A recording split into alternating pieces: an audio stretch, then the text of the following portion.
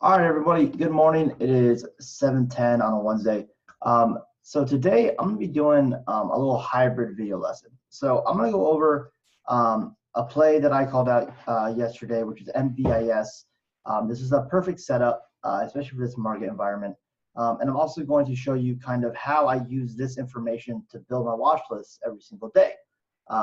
So the thing is, when you build watch lists and you're watching stocks, you need to be just finding patterns that work, and patterns that you understand and patterns that you can trade. It's really that simple. People always try to make it a lot harder than it really is, especially with day trading. You try to find all these indicators, all these patterns, all these little mini things in the filings to try and help you get an edge. When really, especially when the market's not that hot, the simplest patterns are the best. And I am a panic dip buyer. That is my favorite pattern, but I also really like first red day shorts. To me, they are one of the most predictable patterns in the market.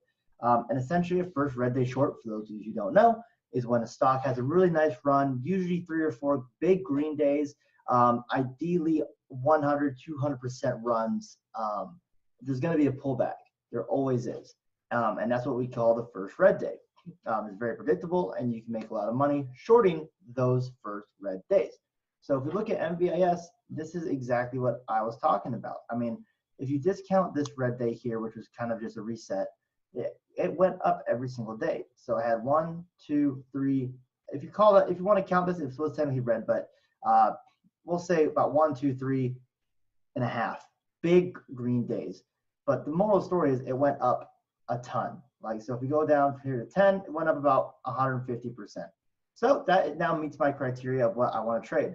Also, what I like about this is if you just look at the chart, you'll see how it had accelerated volume.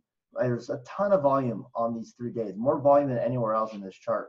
And because that, you got this accelerated move, which was most likely, a result of shorts getting squeezed as well as increased buying pressure.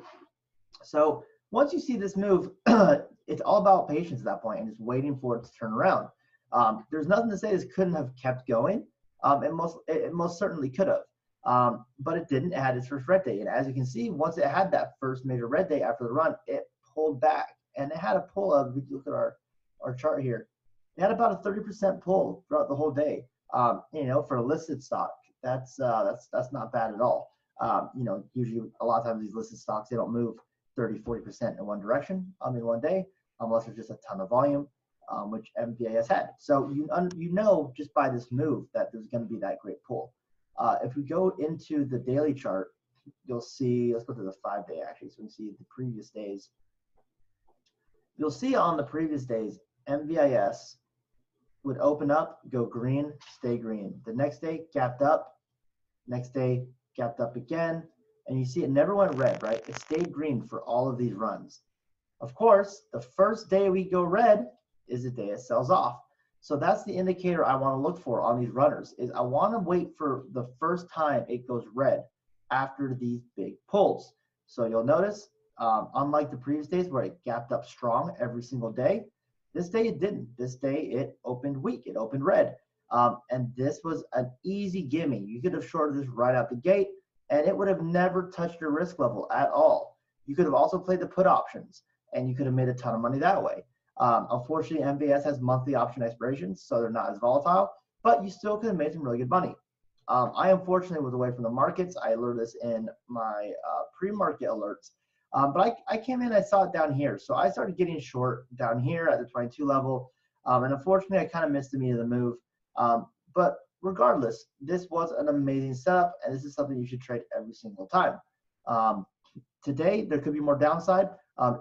You'd be curious to see how it reacts. I'd be really watching this $21 level. That would be my new resistance level if I wanted to keep shorting it. This certainly could keep coming down more. It is still up quite a bit, but we'll see how it reacts today. If there's a lot more selling, this could have another down day. So with that being said, that is something to look for now in the markets, and that is a pattern that you should always keep your eye on. So going into today's watch list, I have more stocks on my watch list than the 3 I'm going to show you, but these are my 3, the 3 that are on the top of my watch list right now. The other ones just aren't as ideal, so I don't even want to go over them. But PJET, you'll see similar price action, right? Big green day, that little red day reset, another green day, could keep going higher, could fail. SHMN, again, huge green day, huge volume. GVSI, look at this, huge volume. And you'll notice I wrote panic down here, way back here. So that's what I'm looking for here as well. I'm looking for this to have a red day. And these are all things you can short into. Unfortunately, so with OTCs, unless you have a premier broker like Speed Trade or a Cobra, you probably can't trade. You probably can't short OTCs, which is fine. I won't be shorting these. However, I'll understand where they're at in the pattern. So because of where they're at in the pattern and how extended they're starting to get, that opens the door for the panic dip buy, which I absolutely love. If you watch my ABML video I posted on YouTube, you'll see that that is the pattern I try to play every single day. So I'm going to be looking for either a wash out the open, where the level 2 just starts selling off, and then I'll try to buy the bottom and then have it spike back up. Or if this has strength, which it most certainly could, like SHMN potentially could have another leg up. GVSI could have another leg up, and so could PJET. All these have the potential to have another leg up. I would also watch for a morning spike. And the way I watch for that is if I look at the level 2, let's actually go to, I'll show you my E-Trade real quick. It's not going to show it because the market's not open. Okay, but if we go to the level 2s that I have on my screen, you'll notice right here, this is the level 2, the bid and the ask. What I'd be looking for, if this, imagine this is PJET, is right out the open for the morning spike, is I'd want to see a ton of stacking action here on the buy. So that way I could see that the stock has a chance of actually going up higher instead of failing down. That's the nice thing about, nice thing about trading OTC stocks is the fact that they're not as volatile as these NASDAQ. So you'll see on these NASDAQs, you see like the bid and the ask are going crazy. This is the QQQ. I'm going to change these in a minute. But this is the QQQ. So you can see it's going crazy right now. Really hard to pick up top or bottom. There's just too much volume. But on an OTC, you'll see stacking action, kind of like you see on this one, pre-market. So what I'd want to see is a lot of bids come in right out the open, because that would show me that there's a ton of buyers. And if I see that the ask is getting weak, which is the sellers, then I will try to buy in on the best bid. So that way I can ride one of these stocks up and hopefully make a gain right out the open. And that's how I play all my morning spike plays. So that's about it for today's video. Again, the 3 main stocks I'm going to be watching are PJET, SHMN, and GVSI. If you want more of my watch list, as always, please join my program. Here to help you guys. All right, have a good one and peace.